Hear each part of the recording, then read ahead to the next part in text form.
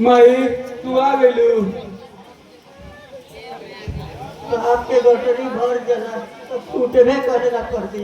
हम जैसन कर्म कइले बानी वैसन भोगत बानी।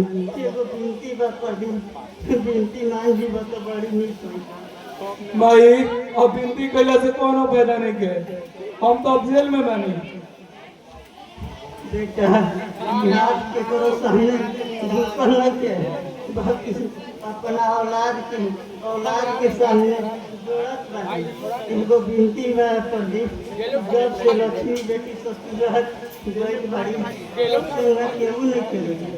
आज हमरा अब सबून लेखा लागत का कर दी। माई इतारे में बताओ कैसे आ गई। वो हमारे लक्ष्मी दीदी कहते, लक्ष्मी दीदी तो तार दुश्मन है नु। ऐसा मत कहो कर दी। हम सेक्शन एक बेर लक्ष्मी बेटी से मिला दा, हम उनकरा से माफी मांगी। बोला कर दी तू लक्ष्मी भेज दे। माई हम कैसे मिला सकेला, हम तो जेल में बानी माई।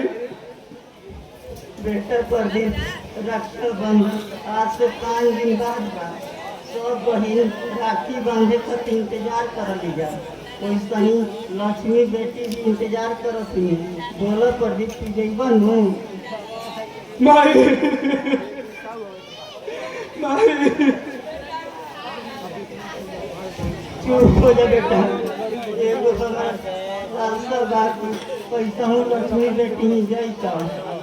अगर तुम राती के दिन ना पहुँचबो तो लक्ष्मी बेटी पागल हो जाएगी। भाई हम लक्ष्मी दीदी घरे जरूर जाए राखी बनाए खातिर।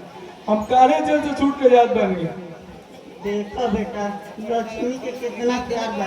तुम्हारा काले जेल से छुट्टी मिलत बा। माई हमारा के लक्ष्मी दीदी देखी है तो कितना खुश हुई है। माई हम जरूर राखी के दिन जाए दीदी घरे। बेटा पर दी भाई हम लक्ष्मी का खरीदले हैं नैयर के चुनरी। बेटा लक्ष्मी खातिर ले जाइए। नैहर के चुनारी।